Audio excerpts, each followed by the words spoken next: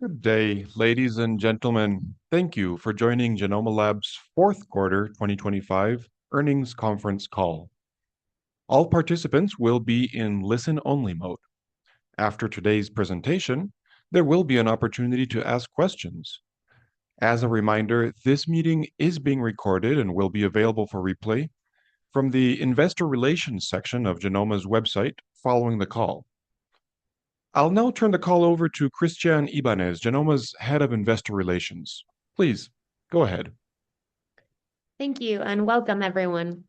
On today's call are Marco Sparvieri, Chief Executive Officer, and Antonio Zamora, Chief Financial Officer.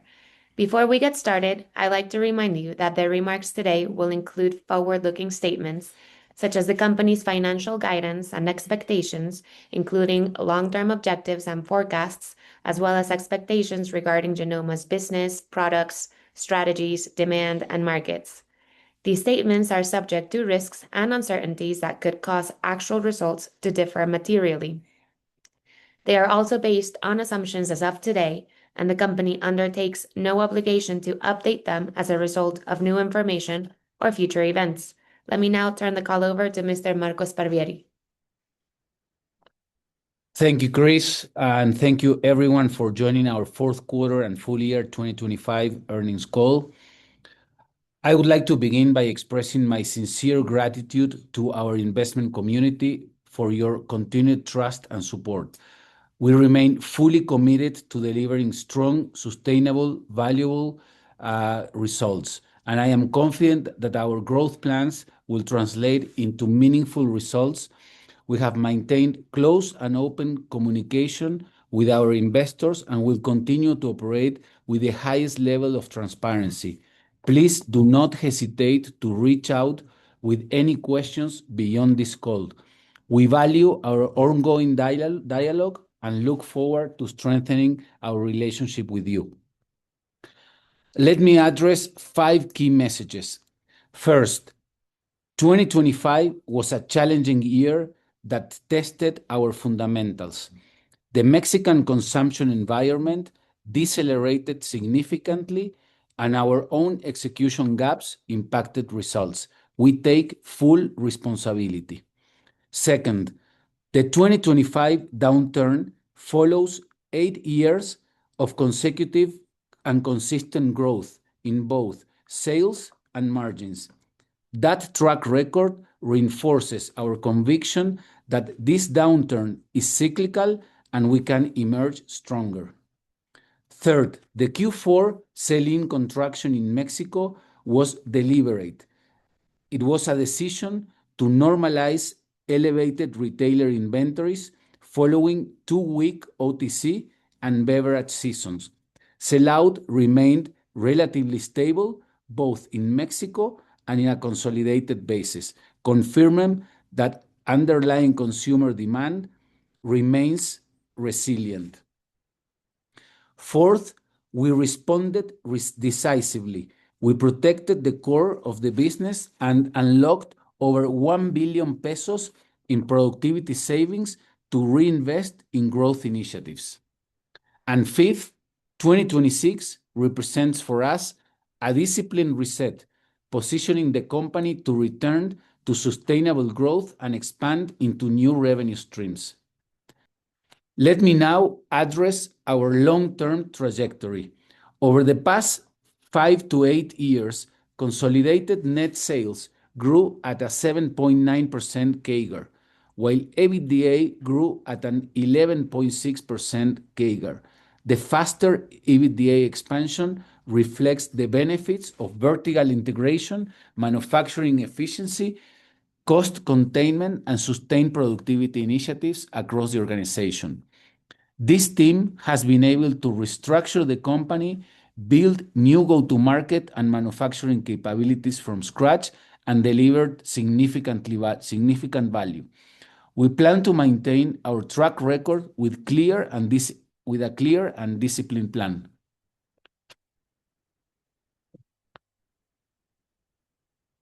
Turning to full year 2025 performance, consolidated sell-in underperformed sell-out for the full year, primarily driven by Mexico.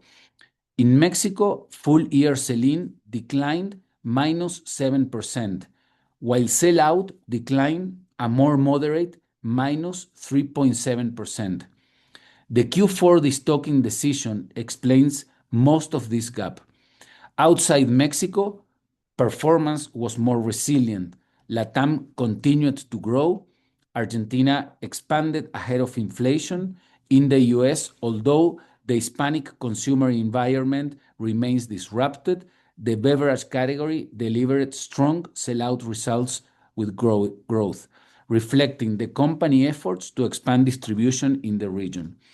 On a like-for-like basis, consolidated sales declined -4.3%, while sell-out increased 1.3%.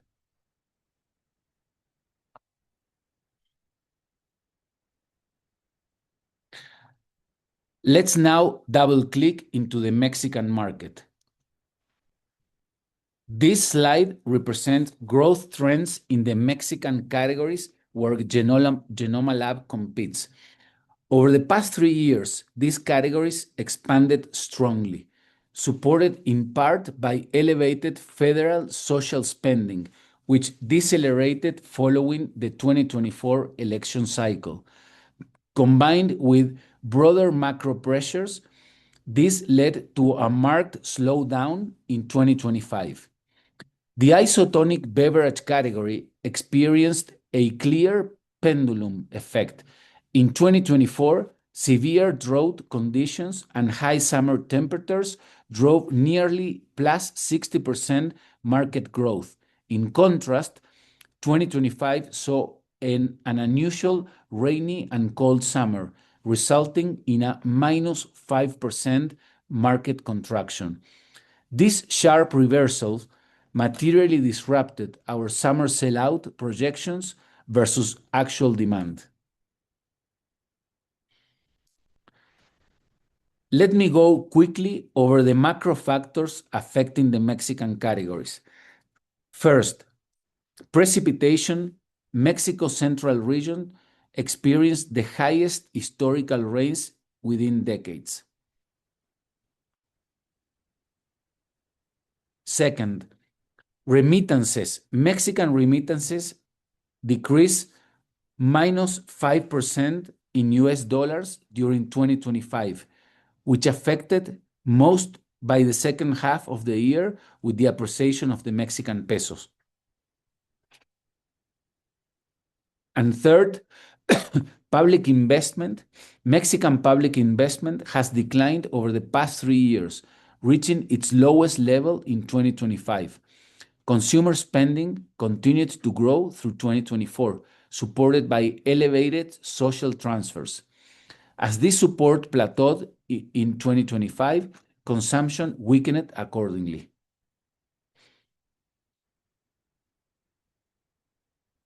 In this slide, you can see the Mexican household consumption trend. In 2025, Mexican households faced an economic deceleration with plateaued social spending, high leverage, and lower savings.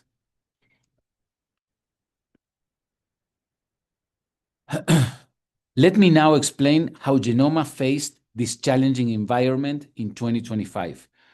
First, it is important to know that nearly 40% of our Mexican business is executed in seasons, and seasons require preparations several months in advance, based on demand forecast derives from historical trends and forward expectations.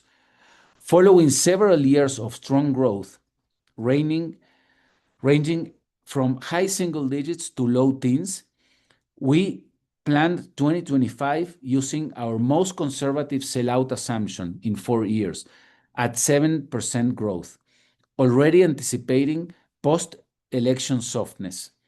Actual demand declined materially beyond those expectations at -3.7%.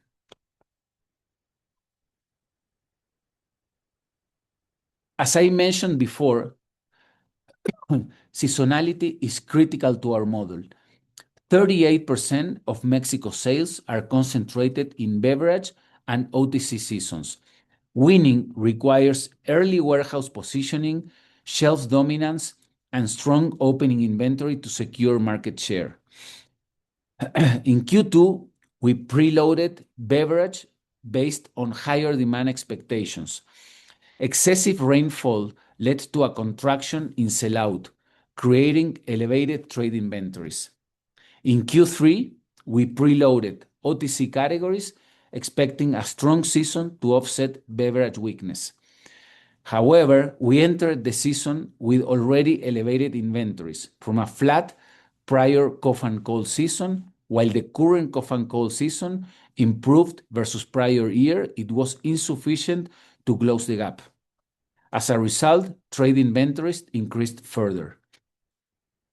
In Q4, we made the disciplined decision to halt sell-in to actively destock the channel. Mexico sell-in declined -22.1% in the quarter to normalize inventories in the trade. I would like to highlight the following important points. First, underlying consumer demand remains resilient. Mexico sellout declined a moderate -2.2% during Q4. Second, accounts receivables remain healthy. Third, trade inventories are now close to normalized levels. Fourth, a minor correction remains in Q1 2026, but the bulk of the adjustment was completed in Q4. And fifth, encouragingly, Q4 sellout trends improved sequentially versus the first 3 quarters, and we continue to see improving trends at the start of 2026. Let me now turn over to our market share performance in the region. Amid Mexico's slowdown, competitive intensity increased. During 2025, we maintained share in OTC and haircare, which represents 58% of our Mexico business.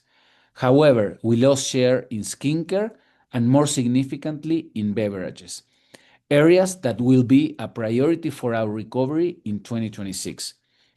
In beverages, we lost 1 point of market share to our main competitor, who also faced elevated trade inventories. They implemented an aggressive price reduction from 25 to 20 pesos per bottle. We chose to protect margins in Q3, expecting only a slight decrease in share. The brand didn't hold, and by the time we reduced Suerox's price from 25 to 18 pesos per bottle, the season was largely over, limiting our ability to recover lost share. We own that mistake. We have maintained this price into early 2026. Meanwhile, our competitor has begun raising prices as they absorb the impact of the new sugar tax. We have a clear plan to regain shares in beverage, supported by product innovation, brand relaunch initiative, expanded distribution, stronger in-store execution, cooler placement in strategic routes, all supported by enhanced communication. Let me now focus on what is coming next for the company. 2026 represents for us a disciplined test, positioning the company to return to sustainable growth. Our recovery plan started with productivity. Despite 2025 top-line pressures, the company delivered a resilient year-end 23.4% EBITDA margin, underscoring the strength of our operating model, disciplined execution, and cost containment across the organization. This slide shows our productivity program, which started in 2023 with an initial target of 1.8 billion pesos in accumulated savings by 2027. We reached the target ahead of schedule in 2025. Importantly, we responded decisively to the sales downturn by unlocking an additional 1.1 billion in productivity savings to organically reinvest in our 2026 growth initiatives. These resources are already secured and currently fueling our top-line growth initiatives. This slide shows a snapshot of our growth initiatives. Our OpEx allocation is concentrated on initiatives within our control: product innovation, distribution expansion, deeper penetration into emerging channels, stronger in-store execution, and enhanced brand communication. We estimate these initiatives could generate up to 2.8 billion in incremental sales. When incorporating macroeconomic and execution risk of up to 2.4 billion, our risk-adjusted incremental sales opportunity stands at approximately 1.4 billion. Let me now dig deeper into our growth pillars. On the distribution front, we have a solid track record of expanding our traditional channel network, and we are increasing efforts to accelerate expansion. We currently have a 3 billion pesos sales operation in the traditional channel across Mexico and Latam markets. We plan to further expand our coverage from 730,000 to 860,000 points of sales by 2026, with the opening of 430 new routes. We will further support this growth by introducing in-store media within 314,000 points of sales within the channel. Let me double-check into the Mexican traditional channel. We currently operate 500 routes in the country, primarily concentrated in the central region. We are adding over 240 new routes across the most densely populated areas in the Northwest, Northeast, and Bajío regions, while continuing to increase our central region footprint.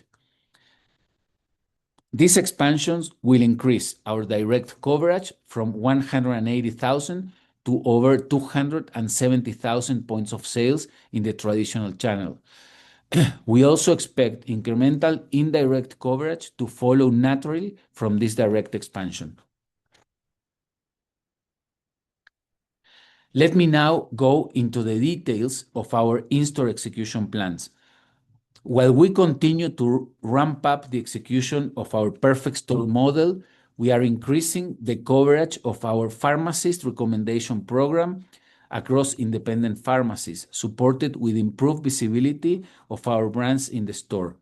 Additionally, we have a very aggressive in-store execution plan to improve our analgesics performance and preparing top-notch store execution for this year's summer and winter seasons. For our emerging channels deeper penetration plans, we aim at increasing sales in discounters and convenience stores by placing 1,200 coolers and 1,200 OTC end caps to drive performance in these channels. Let me share an example of our OTC end cap execution in discount stores across Mexico and Colombia.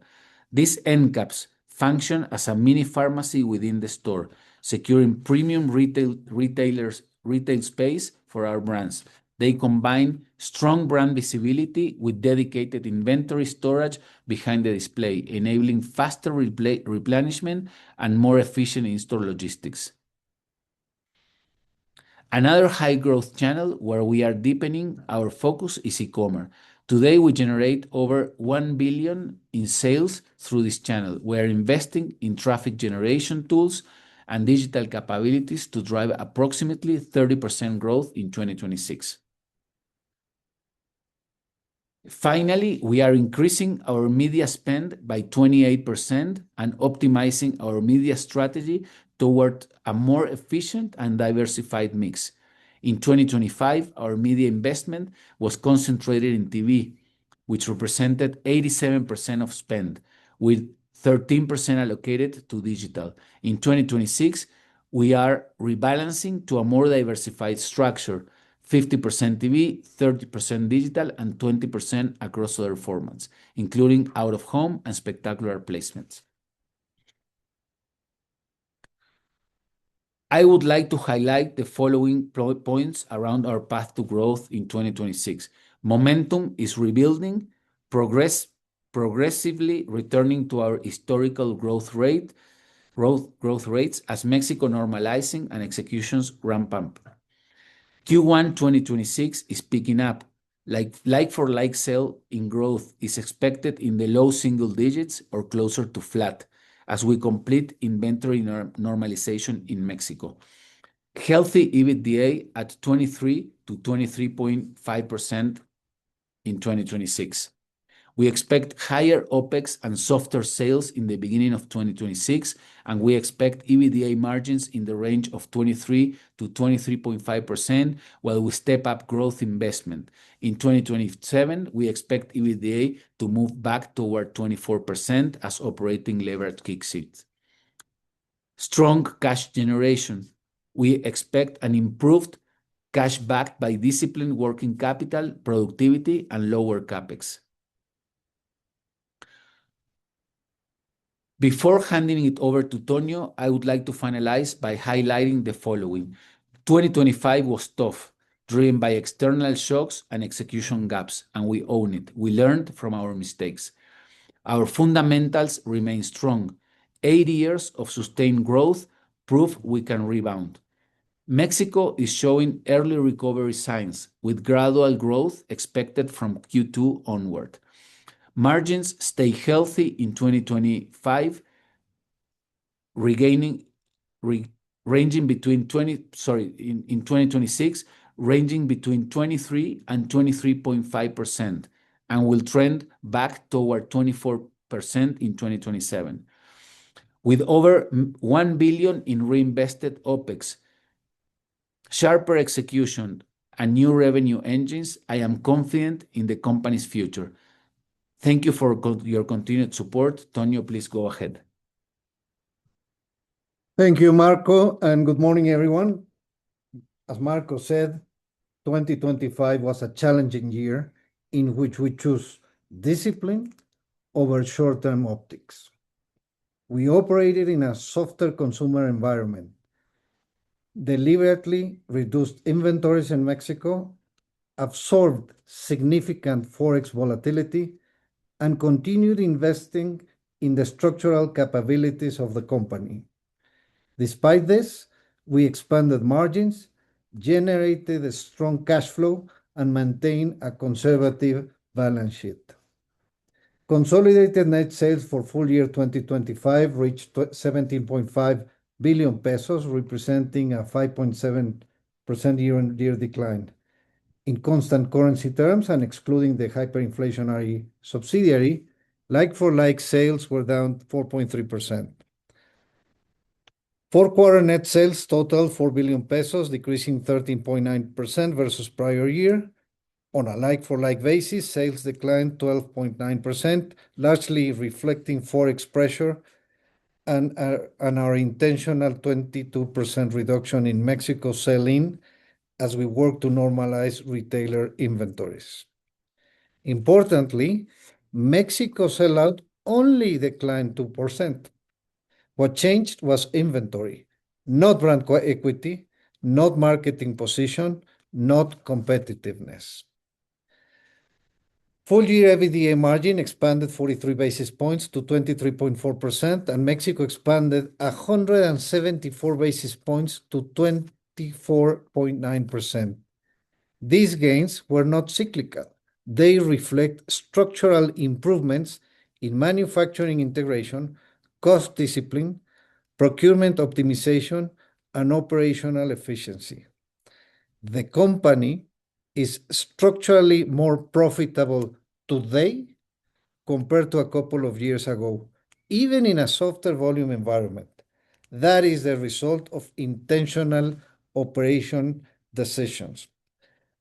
Fourth quarter EBITDA reached 887 million pesos with 22.1% margin, while lower volumes in Mexico created operational deleverage. Disciplined cost management in COGS and SG&A helped mitigate the impact. Full year net income totaled 1.6 billion pesos, declining 23% year-on-year, primarily driven by higher non-cash forex losses linked to the Argentine peso depreciation, which we have covered earlier. In the fourth quarter, net income was 320 million pesos, down 13% versus last year, as higher advanced tax payments more than offset the benefit from lower net interest expenses and reduced FX losses. Our fourth quarter cash conversion cycle reached a healthy 107 days, improving 2 days year over year. This reflects disciplined working capital management, particularly a 15-day reduction in inventory days, particularly offset by a 7-day decline in payable days associated with our strategic destocking in Mexico. Trailing 12 months free cash flow reached 1.5 billion pesos, even as we accelerated strategic CapEx to strengthen our long-term margin profile. Despite top-line pressure during the year, we maintained disciplined capital allocation and continued funding strategic growth investments. Moving to a brief overview of our results by region, in Mexico, full-year net sales declined 7%, and fourth quarter sales decreased 22%, reflecting softer consumption and our planned sell-in reduction. Importantly, as I mentioned before, sell-out was down only 2% in the fourth quarter, which represents the resilience of our underlying consumer demand. For the full year, Mexico's EBITDA margin expanded 170 basis points to reach 24.9%, supported by manufacturing efficiencies and productivity gains. During the fourth quarter, the US dollar depreciated against the Mexican peso. The exchange rate trended downward throughout the period, reflecting sustained peso strength. This forex movement created headwinds for the US subsidiary. At our US operations, local currency sales decreased 11.6% for the year and 5.1% in the fourth quarter, amid continued disruption in the Hispanic retail environment. Promisingly, Suerox sell-out rose 77% for the full year and 48% in the fourth quarter, reflecting successful distribution gains for Suerox. US EBITDA margin held at 14.7% for the full year and declined to 11.9% in the fourth quarter, reflecting lower operational leverage and increased advertising spend. During the fourth quarter, forex represented a challenge, most notably the 42% depreciation of the Argentine peso. In Latin America, excluding Argentina, on a like-for-like basis, net sales grew 3.6% for the full year, driven by strong performance in Brazil, Chile, Central America, and the Andean region. When we include Argentina, LATAM EBITDA margin was 23.6% for the year and 22.8% for the fourth quarter, reflecting the effects of hyperinflationary accounting. Local currency sales in Argentina increased 39.7% for the full year and 55.3% in Q4, clearly outpacing inflation in that country. However, when translated into Mexican pesos, reported net sales declined 20.1% for the year and 10.1% in the fourth quarter. We closed the year with net debt to EBITDA ratio of just 1.1 times. Just 1.1 times. And debt service coverage is 5.1 times. As you can see, liquidity is ample, leverage is conservative, and flexibility for Genomma is high.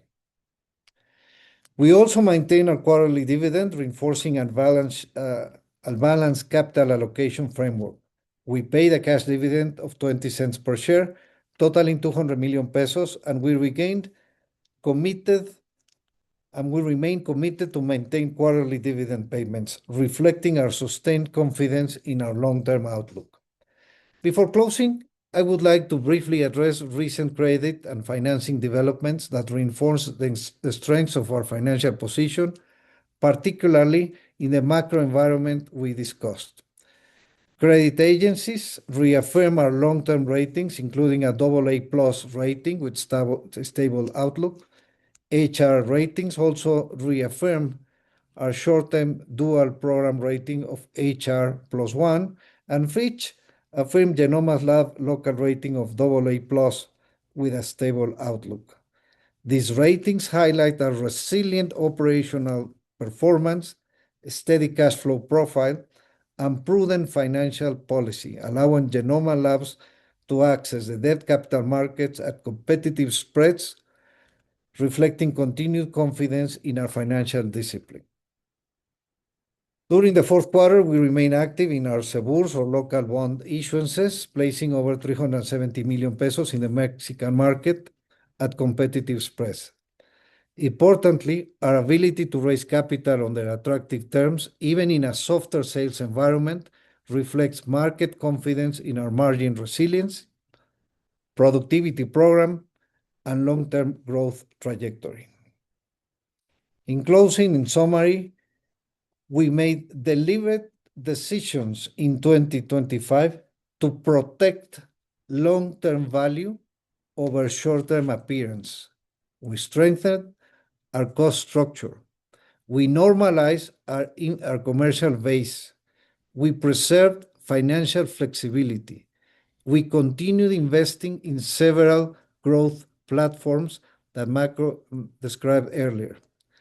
As we enter 2026, we do so with cleaner inventories, stronger margins, solid cash flow generation, a disciplined balance sheet, and most importantly, solid reinvestment initiatives to reignite growth that Marco described earlier. We are positioned not just to recover growth, but to expand profitability as volumes normalize. Thank you, and now I'll turn the call back to the operator. Thank you, Antonio. We will now begin the question and answer session. To ask a question, you may raise your hand using the raise your hand icon located at the bottom of your screen. To withdraw your question, press the same icon at any time. This will be required in order to allow you to turn on your microphone and ask your questions.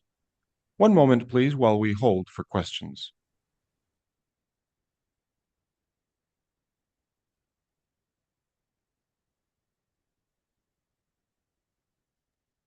Thank you.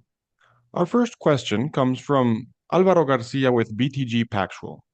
Please turn on your microphone and proceed with your question. Hey, Marco, Antonio, thanks for the space for questions. We've got three questions. One, a bigger picture question on the shift towards digital media or the shift in your media spend away from TV. In the past, there's been some instances where you've tried this and some of your brands are relatively sensitive to seeing less TV spend. So just would love to hear your bigger picture thoughts on how this time is different and how this time maybe you have better targeting or just more productive media spend. Any discussion on that would be helpful. And then I'll ask my other questions after. Thank you. Thank you, Alvaro. On digital, the reason why I feel extremely confident this time, because as you mentioned, I mean, we've tried that in the past. I think that maybe one of the differences between us and many of our competitors is that we are extremely strict in measuring the ROI on every penny we invest in media, and we need to make sure that every peso that we spend or we invest has a return. And because we are very strict in digital, in general, it's a lot harder to see a respond in consumer demand once you activate digital advertising. We have hired a director that is going to be in charge of all the digital projects throughout the company across all markets. And this person is probably the best with a very proven success track record of delivering growth behind digital advertising. And he started in his position in January, and the very few interventions that we have already made, we are showing positive payouts, which is the first time that we have seen this in the company. So that's kind of like, the answer.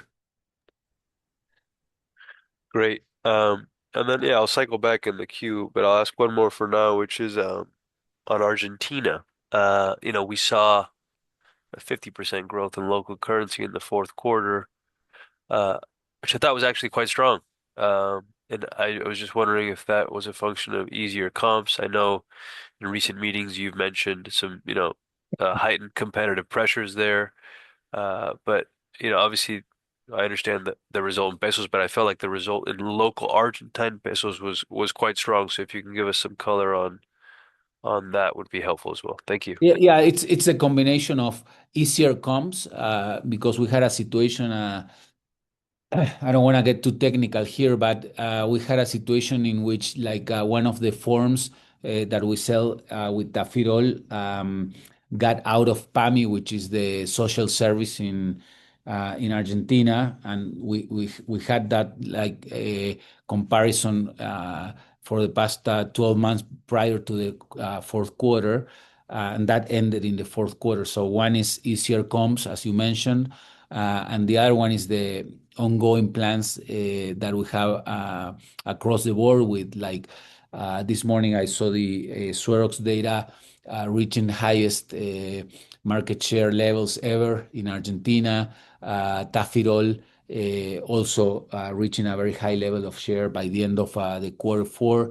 I think Argentina in general, Alvaro, is in very good shape from a consumption standpoint and from a share point of view as well. So I personally expect Argentina to continue to overperform inflation this year. And if the exchange rate continues to be controlled like it is right now, we will see a positive impact in our P&L driven by Argentina's share growth. Great. Thanks. I'll get back in the queue. Thank you very much. Thank you, Alvaro. Thank you.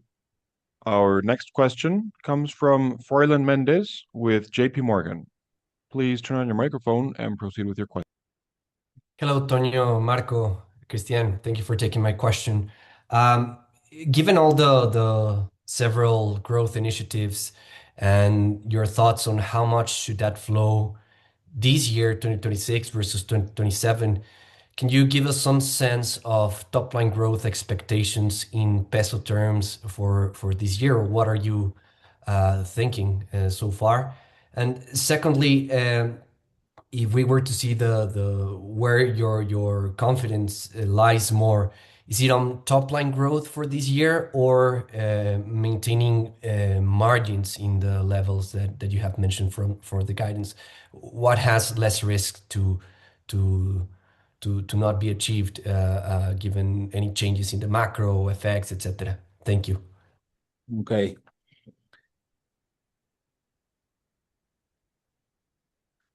I am very confident that the plans that we are implementing are tangible, are within our control, and there is a pretty large amount of money being invested behind these plans, especially in Mexico.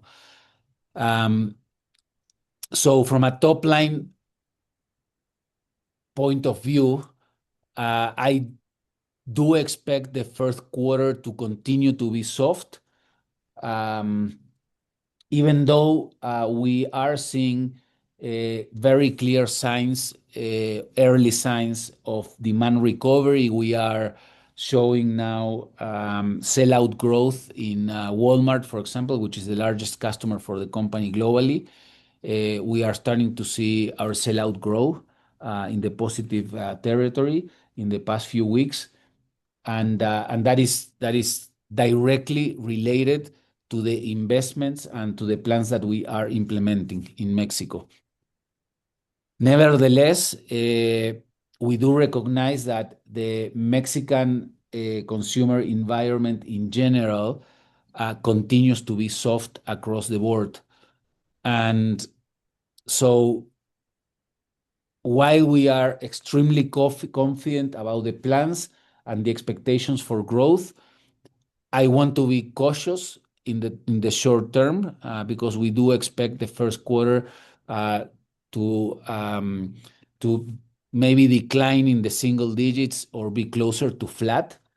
Um, but we do believe with high level of confidence that in the second quarter and the third quarter we are gonna see a gradual recovery of the top line, reaching the levels of growth that we have showed in the past. Okay, so it's going to be gradual.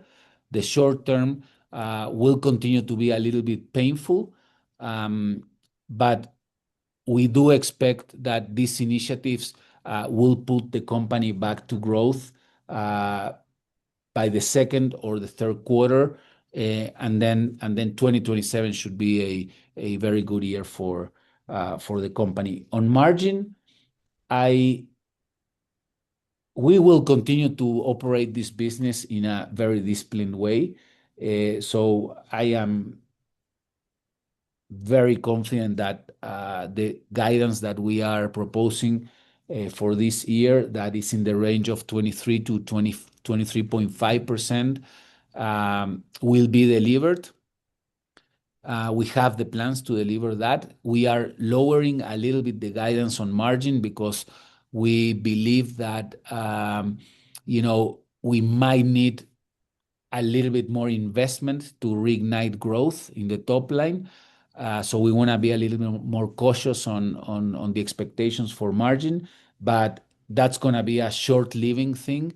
2027, as we see the top line continue to grow and to pick up, we will take the margin back to 24%. I Perfect. don't know if that clarifies the. Yeah, and maybe just a follow-up. So last year, despite the top line deterioration, you still maintained very healthy levels of margins. Can that happen in 2026? If for any reason we don't see this top line recovery that you're mentioning, especially in the second half, can margins still be maintained at the guidance levels that you're expecting? Yes. Yes, because the productivity program is very solid. I think that that's one area that the company has handled extremely well. We have plenty of room in the P&L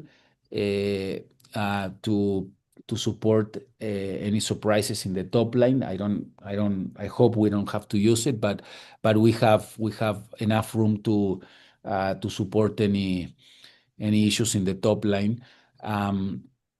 We are being extremely cautious with our investments. We have a very financial-oriented mindset when it comes to investing back in the business. We are following a very disciplined approach to measure results and evaluate investments. And we are, continuously making decisions in terms of, where to invest, how to invest, and when to cut and stop investing if the financials are not good enough. So the answer is yes. Very clear. Thank you so much. Fernand, this is Antonio. Hi, Antonio. Good questions, both of them. I just wanted to add to what Marco described about top line and margins, a little bit of perspective on cash flow. Because in 2025, we had one-timers. One significant one-timer was the CapEx investment to expand the distribution center, okay, which we will not have in 2026 and beyond. So there's no significant, there's maintenance CapEx, but not significant CapEx. So that's going to be a saving in terms of cash flow generation. Number two, in 2025, we had to make higher advanced tax payments, the pagos provisionales, which are calculated using the coefficient of the previous year. So the pagos provisionales were higher than what we require to pay for the full year. That's going to change for the next year. Okay, so that's another one-timer, or let's say it's going to be a positive for next year. And finally, we've all seen what happened with the strengthening of the Mexican peso, but I don't know how long this is going to be the case. So we don't know how Forex will look like next year. What we know, and we don't know what the weather is going to be next year, but what we had in 2025, it's a record in terms of torrential rains, especially in Mexico City, in central Mexico City. So if we don't have that, obviously that's going to be uh, more positive for cash flow. So cash flow in 2026 is going to be better than what it was in 2025. Just to complement the question that you had. I don't know if this helps. It helps a lot. Thank you so much, both of you. Thank you. Our next question comes from Alvaro Garcia with BTG Pactual. Please turn on your microphone and ask your question. Thanks. A couple for Tonio. One on CapEx, it was still sort of elevated in the fourth quarter, and I was wondering what was behind that, and if you could maybe provide some guidance for 26 after this uptick we saw in the second half of 25. And then in the release, when you discuss margins in Mexico, you referred to discontinued operations, and you provided an adjustment. If you can give some color on that, that would be helpful as well. Thank you very much. Yeah, thank you, Álvaro. One of the major projects that we had in 2025 is the expansion of our distribution center. It is strategic, and it was required for the company to grow in the future, especially for certain categories like Suerox. They have been so successful that we ran out of space for future growth. So this year we decided to make, in 2025, we decided to make a significant investment in the sedis, basically reinforcing the floor, adding new racks, new equipment to expand more than 40% the capacity of the storage capacity that we had. So it was a significant investment, and part of that came at the end of the year. So if you look at the total CapEx that we spent, it was significantly higher than what we usually do, and it was significantly higher than what we will have, next year. Next year, it's going to be for the full year. The exact number could range between 250 270 million pesos. That's it, and that's going to be, as I said before, mostly maintenance CapEx, as well as some CapEx for innovation, etc. But that's a normal level. So I don't know if I answer your question, and obviously we invite everyone who is interested to go and visit the plant and go and see the new distribution center, which is we are very proud of it, and you will see, what the kind of efficiencies we're going to be getting next year. And by the way, I also need to say that we incurred some additional OpEx in 2025 while we were doing this investment, because we had to lease some outside warehouses, and that's not going to happen next year. So as Marco said, there's a number of productivity initiatives ongoing that will help us maintain the EBITDA margin that we mentioned. But that's mainly CapEx. I don't know if I was able to answer your question. Super clear there on the CapEx front. Thank you. Good. And regarding your second question, and this is mostly based on what happened in 2024, Remember that we said back in 2024, the fourth quarter, that the EBITDA margin was going to be 24, and it was 24. However, during the audit process with the external auditors, there was a one-timer that we had to record that was related to the discontinued operations of Marsam. So that's why we are presenting the adjusted EBITDA, which is the true performance of the business, and the reported EBITDA that included that impact. But that's something from 2024. That's something related to the discontinued operations. Fortunately, by next quarter, we will not be reporting the discontinued operations anymore because the cycle of the 4 quarters had already passed. So it was a one-timer charge that was recommended by the auditors in 2024. So nothing related to 2025 and beyond. Great. Great. Thank you. Thank you very much. This concludes Genomma's fourth quarter results conference call. Thank you for your attention.